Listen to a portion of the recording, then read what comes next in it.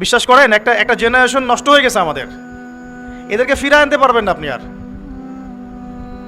এখনকার যুবকরা তাও দেখা যায় যে পড়াশোনা করে একটা পর্যায়ে ইসলামের দিকে আসতেছে, আসে মাশাআল্লাহ, হয়তো 50% 40% আসতেছে। কেউ আরও বড় হয়ে পড়াশোনা করে দেখা যায় যে জীবনের একটা পর্যায়ে ইসলামের দিকে আসতেছে। আপনি এই কিশোর গ্যাংকে আর ফেরাতে পারতেছেন না, এই বয়সেই শেষ। মানে এই বয়সে আল্লাহ মাফ করুক, এমন কোনো পাপ নাই যেটা সে করতেছে না। হ্যাঁ, আপনারই তো সন্তান, আমারই তো ছোট ভাই, ওই বয়সের মেয়েদের অবস্থা আরও খারাপ। আজকে থেকে আমরা যখন স্কুলে পড়তাম, এটা ছিল প্রায় 20-25 বছর আগের কথা, তখন একটা ট্রেডিশন চলতেছিল চিঠি দিয়ে দিয়ে প্রেম করা। আপনারা জিজ্ঞাসা করেন বড় ভাইদেরকে, ওই সময় চিঠি দিত মানুষ, চিঠি গিয়ে দিত, দেখ চিঠিতে কি লিখছে, চিঠি হস্তান্তর হতো। আর একটা চিঠি আসলে কত গোপনীয়তার সাথে সেটাকে সেভ করতো, কেউ দেখে ফেললে সমস্যা। ডেট করবে, ছেলে মেয়ে ডেটে যাবে, এটা চিন্তাই করতো না যে রিক্সায় করে গেলে কেউ যদি দেখে ফেলায় কি হবে। মনে আছে আপনাদের?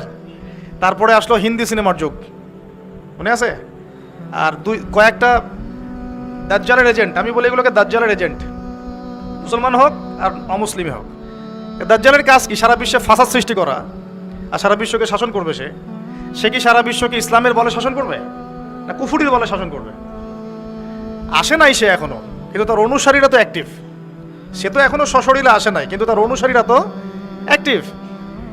তো তখন বের হলো ওই শাহরুখ খান সালমান খানদের যুগ।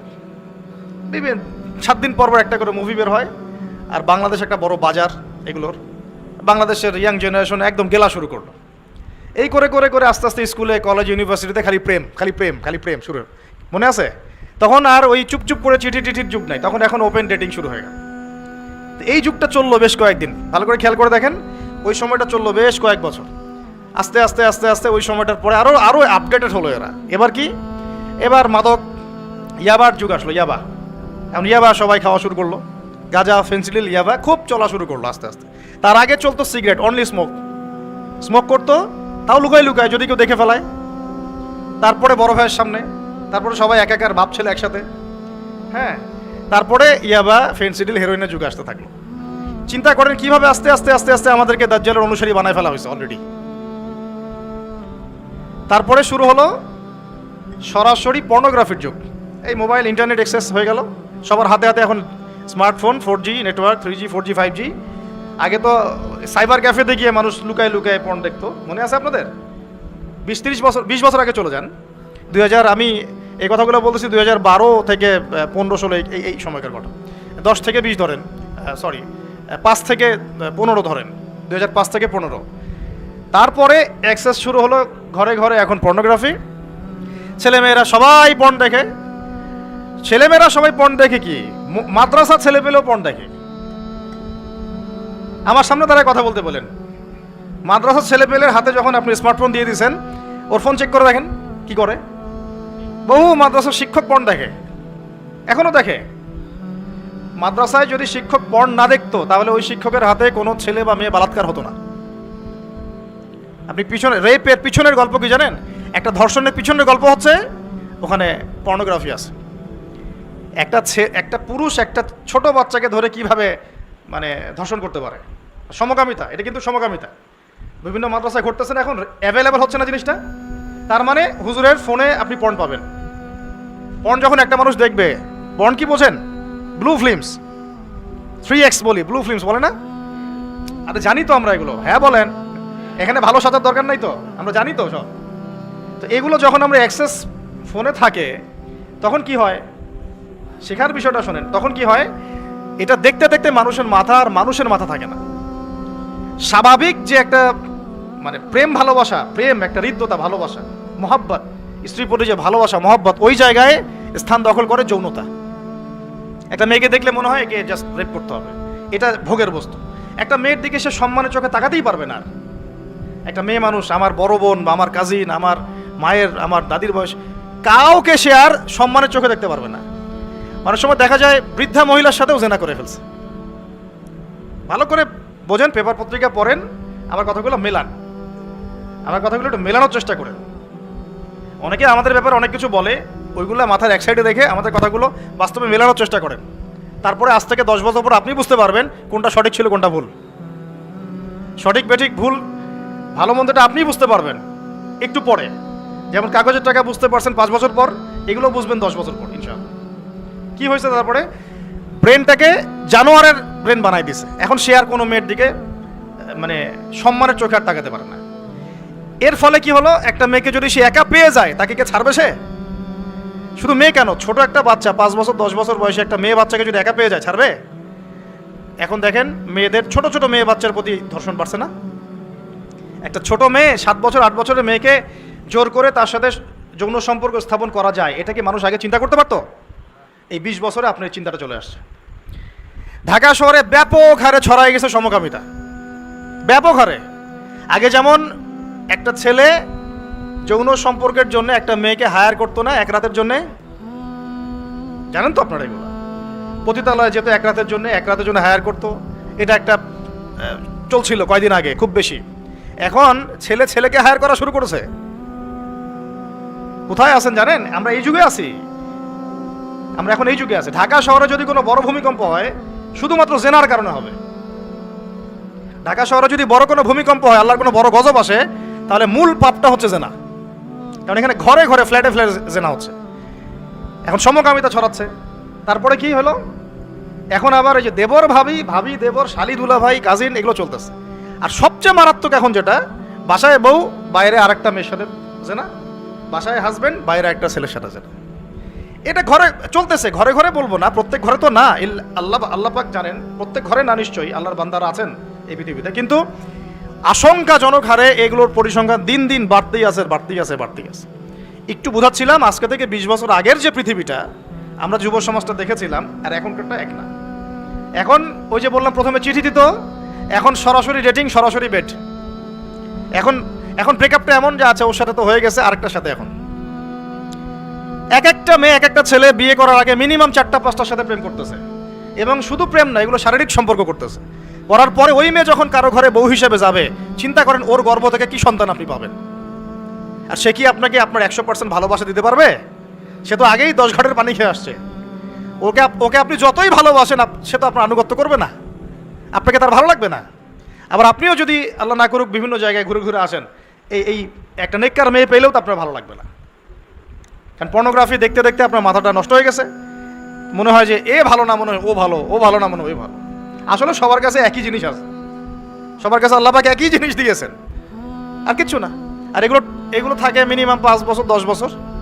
বিয়ের 10 বছর পরে কি ওই ফিলিংসটা থাকে? তো আল্লাহ পাক আমাদেরকে বোঝার তৌফিক দান করুন। তো আমাদের তো ক্ষমতা নাই, ক্ষমতার কথা বলতে গিয়ে এই জায়গায় আসা হয়েছে। ক্ষমতা থাকলে আমরা টপ টু বটম সব সংস্কার করতাম ইনশাআল্লাহ তাআলা। তবে এই ক্ষমতা আমাদের না থাকলেও ইমাম মাহদী থাকবে ইনশাআল্লাহ। এবং ইমামুল মাহদী আসার আগেই যে বহু সৎ নেতা আসবেন না এমনটাও নয়। তিনি আসার আগে অনেক সৎ নেতৃত্ব আসতে পারে। আর তিনি কবে আসবেন, কোন সালে আসবেন আমরা জানি না, কিন্তু আমরা এতটুকু জানি যে এখনকার এই যে ফিতনা, ফাসাদ আর অরাজকতা, এগুলো চিরস্থায়ী হবে না। আস্তে আস্তে আস্তে আস্তে একটা পরিবর্তন আসবে ইনশাআল্লাহ। এখন আমরা কিন্তু অধঃপতনের যুগে বাস করছি। এ যুগে যদি আমরা ঈমান আমল হেফাজত করতে চাই, কিছু কিছু কাজের কোনো বিকল্প নাই। সেটা নিয়ে আমরা আজকে কথা বলবো ইনশাআল্লাহ। কি কি কাজ করব? তার আগে বলি যে আলোচনা শুধু শুনে চলে যাবেন না। বক্তাকে দেখতে আসলে এটা কিছুই হলো না, আমাকে দেখে আপনি কোনো লাভ নাই। আমি তো আর হাজার আসওয়াত না যে ছুঁইলে আপনি পাপ মাফ হবে। যে কথাগুলো বলা হচ্ছে এই কথাগুলো একটু বাসায় গিয়ে মেলাতে হবে। আর যখন দিনের কোনো কথা শুনবেন, যে কারো কাছেই, যে কোনো ব্যক্তিত্বের কাছেই দিনই কথা শুনবেন, একটা নিরপেক্ষ দৃষ্টিভঙ্গি নিয়ে কথা শুনবেন। আগেই কারো দিকে বায়াস্ট হয়ে যাবেন না। বায়াস্ট বোঝেন কি না? বায়াস্ট মানে হচ্ছে, মানে কি বলি বাংলায়, আমি দুর্বল, পক্ষপাতিত্ব আর কি। আগে একটা পক্ষ নিয়ে নেবেন না। মূল কথা হচ্ছে আমরা কোথায় আছি এখন। আমি শুধু একটা প্রজন্মের এক্সাম্পল দিলাম আপনাকে, যে generation, TikTok generation, young generation এখনকার কি অবস্থা। এখন একটু বোঝেন, আমরা তো জানি বাংলাদেশে 80-90% মুসলিম, তাই তো?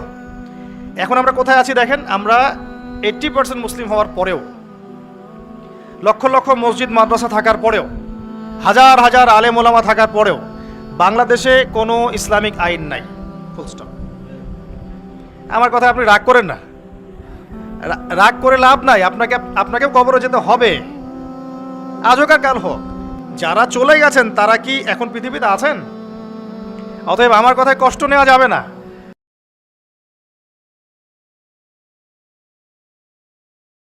না। আমি বলেছি বাংলাদেশে ইসলামিক অনেক কিছু থাকা সত্ত্বেও আমরা কোনো আইন বাস্তবায়ন করতে পারি নাই। আর এটা কোনো পলিটিক্যাল কথা নয়, এটা ধর্মতাত্ত্বিক কথা। এখন যারা এই কর্তৃত্ব যাদের কাছে আছে তারা যদি এই দায়িত্ব পালন না করেন বা করার চেষ্টা না করেন বা কোনো আন্তরিকতা প্রদর্শন না করেন, তাহলে অবশ্যই আল্লাহর কাছে জবাবদিহি করতে হবে। এই জবাবদিহি আপনাকে আমাকে করতে হবে না। আল্লাহ পাক আপনাকে আমাকে সে দায়িত্ব দেন নাই। আমাকে কি দিয়েছেন? বলার একটু স্বাধীনতা, এতটুকু এলেম কালাম এইটুকু বলতে হবে, এইটুকু চার্জ আল্লাহ পাক আমাকে করবেন। আপনাকে দিয়েছেন মাদ্রাসার খেদমত, মসজিদের খেদমত ইত্যাদি ইত্যাদি, এইটুকু চার্জ আল্লাহ পাক আপনাকে করবেন। আর আল্লাহ পাক আরও বড় বড় দায়িত্ব যাদেরকে দিয়েছেন তাদেরকে কিন্তু জিজ্ঞাসাবাদ করবেন, কোনো মাফ নাই এটার। আপনারা এই হাদিসটা খুব ভালো করেই জানেন, আলা কুল্লুকুম রাইন, তোমার প্রত্যেকেই দায়িত্বশীল, ওয়া কুল্লুকুম মাসউলুন আন রাইয়াতিহি, এবং তোমাদের প্রত্যেককেই যার যার দায়িত্ব সম্পর্কে জিজ্ঞেস করা হবে। তো এই 60, 70, 100 বছরের জীবনে মনে কষ্ট নিয়ে বা অন্যভাবে কথাকে ঘুরিয়ে ফিরিয়ে তাওয়িল করার কোনো মানে নাই, বিকজ আপনাকেও কবরে যেতে হবে। আল্লাহ পাক আপনাদেরকে বোঝার তৌফিক দান করুন। এখন আসেন, আমরা 90% মুসলিম বলে দাবি করছি, বাট আমাদের সমাজে নামাজি ব্যক্তির সংখ্যা আপনি খেয়াল করে দেখবেন 20 থেকে 30%ও না। ফজরের নামাজে আপনারা এসে দেখেন কি অবস্থা, আর ফজরের নামাজের প্রথম কাতারগুলো ভরে থাকে সাদা দাড়িওয়ালা লোক দিয়ে, সাদা দাড়িওয়ালা লোক দিয়ে ফজরের নামাজের প্রথম কাতার ভর্তি। তোমরা কোথায়? তোমাদের নামাজ পড়তে হয় না? ইয়াং জেনারেশনের তো ফজরের প্রথম কাতারে আসা উচিত নাকি?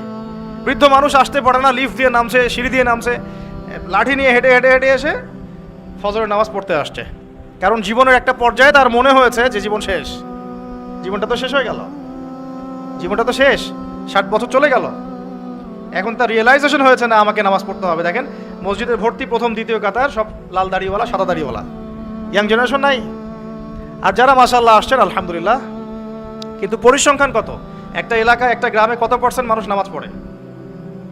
এটা হচ্ছে পরিস্থিতি, আপনাকে বোঝাচ্ছি কেমন পরিস্থিতিতে আপনি এখন বসবাস করছেন। 1, 2, কত % মানুষ যাকাত দেয়? যাকাত ফরজ না ওয়াজিব না সুন্নাত না মুস্তাহাব? কেউ যদি যাকাত অস্বীকার করে সে মুসলমান থাকবে না থাকবে না? বহু শিল্পপতি কোটিপতি বাংলার মাটিতে আছে, লক্ষ কোটি কোটি টাকা, মানে কোটি কোটি টাকার বিজনেস, মিলস, ইন্ডাস্ট্রিজ, ফ্যাক্টরিজ, যাকাত দেয় না। সুবহানাল্লাহ। মাঝে মাঝে দান সদকা করে, মসজিদে অনুদান দিচ্ছে, মাদ্রাসার অনুদান দিচ্ছে, ওয়াজ মাহফিলে অনুদান দিচ্ছে, যাকাত দেয় না। অনুদান আপনার উপর ফরজ না যাকাত ফরজ? অনুদান না দিলেও কোনো গোনা নাই। মসজিদে সাহায্য চেয়েছে, আপনি দিলেন না বা দিতে পারলেন না, গোনা নাই। কিন্তু ফরজ যাকাত না দিলে কি হবে? গোনা তো হবে। অস্বীকার যদি করে কুফরি হয়ে যাবে। আবু বকর সিদ্দিক রাদিয়াল্লাহু আনহু নাম শুনেছেন নিশ্চয়ই। তিনি যাকাত অস্বীকারীদের বিরুদ্ধে যুদ্ধ ঘোষণা করেছিলেন। আর যারা ইসলামিক ইকোনমিক্স পড়াশোনা করেছে বা ওয়ার্ল্ড অ্যাফেয়ার্সের, ওয়ার্ল্ড ইকোনমিক্স বোঝে, তারা বলতে পারবে আপনাকে, সবাই বলতে পারবে না। এই মানুষগুলো বলতে পারবে যে যাকাত হচ্ছে একটা অর্থনীতির মূল ভিত্তি। এটা ঠিকঠাক মতো যদি একটা নেশন দেয় তাহলে ওই জাতির মধ্যে দারিদ্রতা আসবে না ইনশাল্লাহ। আমাদের এখানে এত দারিদ্রতা কেন হচ্ছে? কেন এত ইনফ্লেশন? কেন এত এই, কেন সেই? দ্রব্যমূল্যের ঊর্ধ্বগতি, রিজার্ভ কমে যাওয়া, এটা ওইটা অনেক তো কারণ আমরা ব্যাখ্যা করি। টকশোতে বসলে তো বুদ্ধিজীবীর অভাব নাই। হ্যাঁ, সব বুদ্ধিজীবী বাংলাদেশেই জন্ম নিয়েছে আর কি। যারা অনেকে আছে এমন নামাজও পড়ে না কিন্তু ইসলাম নিয়ে কথা বলে, কোরআন তেলাওয়াত করতে পারে না কিন্তু ইসলাম নিয়ে কথা বলে, এবং ওরাই মানুষকে বলছে কোনটা ঠিক কোনটা বেঠিক। এইটাও কিন্তু হাদিসে আছে, আপনি জানেন কি না? উমর ইবনুল খাত্তাব রাদিয়াল্লাহু আনহু একজন সাহাবীকে বলছিলেন যে তুমি কি বলতে পারো ইসলাম কখন ধ্বংস হবে? ওই সাহাবী বলছেন, সম্ভবত তার নাম উবাই ইবনে কাব রাদিয়াল্লাহু আনহু, আমি একটু ভুলে গেছে। সেই সাহাবী বলছেন, ইয়া আমিরুল মুমিনিন, আপনিই বলেন ইসলাম কখন ধ্বংস হবে, আমি তো বলতে পারি না। তখন তিনি বলছেন, যখন 3টা বিষয় দেখবে তখন বুঝে নিবে ইসলাম ধ্বংস হয়ে যাবে। 1 নাম্বার, যখন দল্লাতুল আলেম, যখন দেখবে আলেমের পদস্খলন ঘটছে কিনা এখন। 1 নাম্বার কি? দল্লাতুল আলেম, আলেমের পদস্খলন ঘটছে, এখন এটা হচ্ছে কিনা। আর আমি রিকোয়েস্ট করি, আপনি সনদ অর্জন করেছেন, আপনি ব্যাকরণ খুব ভালো বোঝেন, তাফসীর করতে পারেন, আপনি মুহাদ্দিস মুফতি হয়েছেন, আলহামদুলিল্লাহ। আল্লাহর ওয়াস্তে এই অহংকারটা নিয়ে কবরে যায় না। আলেমদেরকে বলছি, বিনয়ের সাথেই বলছি, এই অহংকারটা নিয়ে কবরে যায় না। অনেকের মধ্যে দেখেছি ডিগ্রি, সনদ, সার্টিফিকেট সবই আছে, কিন্তু আখলাক নাই, আখলাক নাই, নববী আখলাক চরিত্র সেটা নাই, কিন্তু সনদ আছে। অনেকের ভিতরে কেবর আছে, কেবর, জ্ঞানের অহংকার, এটা নিয়ে কবরও যায় না। অনেকের মধ্যে আছে হিংসা, এটা তো অনলাইন খুললেই বুঝতে পারেন। যে ভাষায় একজন আলেম আরেকজনকে গালিগালাজ করতেছে অনলাইনে, এটা কোনো মোনাফেকেরও ভাষা হতে পারে না। এই ভাষায় মোনাফেকরাও একে অপরকে গালিগালাজ করে না। এখন এমন ভাষায় আমরা গালিগালাজ করছি একজন আরেকজনকে অনলাইনে, খেয়াল করে দেখেন। এগুলো দেখে কি সাধারণ মানুষ আমাদেরকে ভালো বলবে মনে করেছেন? বরং সাধারণ মানুষের ইসলাম সম্পর্কে বিরূপ ধারণা সৃষ্টি হয়। আর কিছু মানুষ আছেন ওলামা ইকরামদের মধ্যে আল্লাহর ওলি, একদম আল্লাহর ওলি, তারা না এসব ফিতনা আছে না ফাসাদের মধ্যে, তারা আছেন বলেই দিন টিকে আছে। তাদেরকে খুঁজে পাওয়া একটা চ্যালেঞ্জ, তাদেরকে খুঁজে পাওয়া কি একটা চ্যালেঞ্জ। আল্লাহ পাক যেন মিলিয়ে দেন, আমিন। তো যেটা বলছিলাম, 1 নাম্বার ইসলাম ধ্বংসের কারণ হবে, উমর রাদিয়াল্লাহু আনহু বলছেন দল্লাতুল আলেম, আলেমের পদস্খলন। 2 ওয়াল আইম্মাতুল মুদিল্লিন, শাসক বর্গের পদস্খলন, পথভ্রষ্ট শাসক। এটা সারা বিশ্বে আছে না এখন,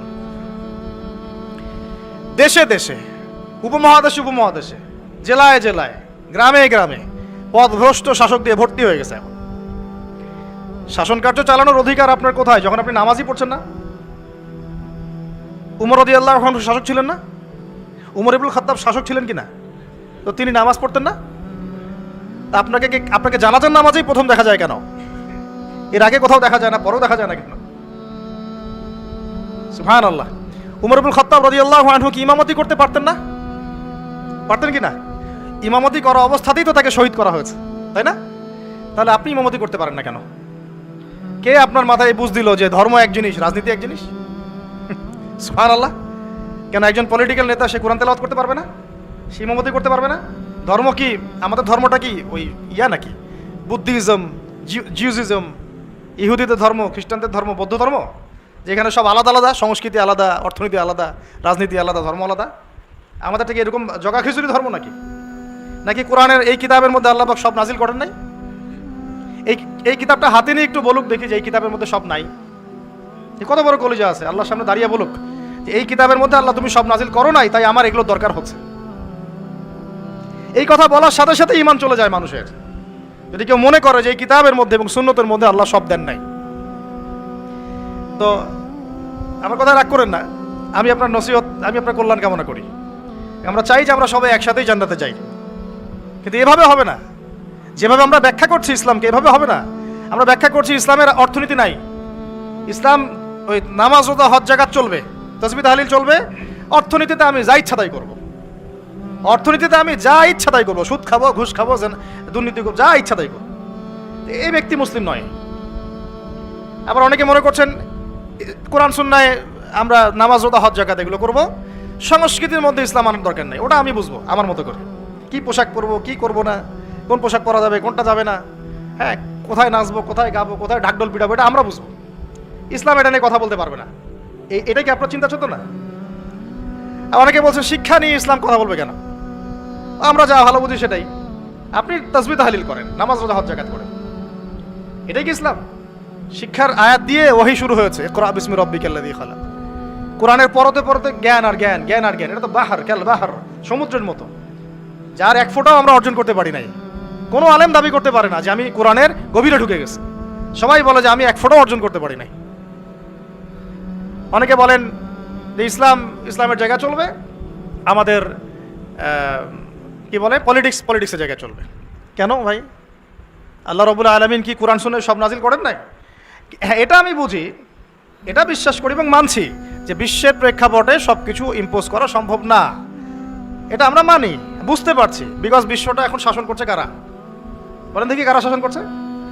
জায়নিস্টরা। জায়নিস্ট কারা? পশ্চিমাদের মধ্যে একটা অ্যালায়েন্স আছে, ইহুদি খ্রিস্টান। সব ইহুদি সব খ্রিস্টান জায়নিস্ট না। এই শব্দটা কি আগে খুব বেশি শুনেছেন, ইদানিং শোনেন? এই শব্দগুলো বলার কারণেই এত গালিগালাজ খেতে হচ্ছে, এত গীবত তোহমত, এত অপবাদ আসতেছে, এইগুলো বলার কারণে। আমি যদি আপনাদেরকে খালি ফজিলত বয়ান করা শুরু করি, আমাকে মাথায় নিয়ে নাচবে সবাই। সুবহানাল্লাহ পড়লে এত নেকি হয়, আলহামদুলিল্লাহ পড়লে এত নেকি হয়, সারা জীবন এগুলোই শিখবেন। একজন অফিসার আমাকে বলছিলেন যে ওযু আর গোসল শেখানো যায় না, এগুলো নিয়ে কথা বলার কি দরকার? তা বললাম স্যার আপনার বয়স কত? 45। তো 45 আপনি ওযু গোসল শেখেন নাই, আমাকে আবার শেখাতে হবে? সারা জীবন কি অজু আর গোসলই শিখে যাবেন নাকি? তারা চিন্তা চেতনা এরকম যে ইসলাম এভাবেই চলবে, পুরো বিশ্বটা